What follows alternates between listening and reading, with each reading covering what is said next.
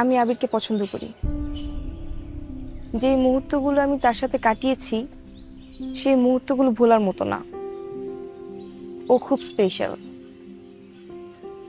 দেখো, প্রত্যেকটা রিলেশনশিপে কোনো না কোনো এক্সপেকটেশন থাকে, কিন্তু আবির আর আমার সম্পর্কে কোনো এক্সপেকটেশন ছিল না।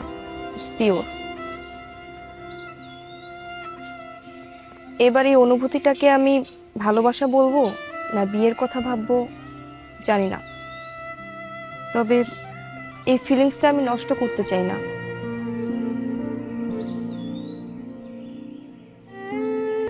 যখন আমি আবিরের সঙ্গে ছিলাম আমার একবারের জন্য মনে হয়নি আমি ওকে ভালোবাসি।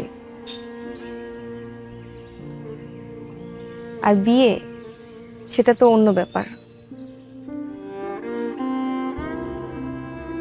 কেয়ারিং, সিনসিয়ার, পরিবারের লোককে আনন্দে রাখা, সবকিছু আমি তোমার মাঝে দেখেছি সজল।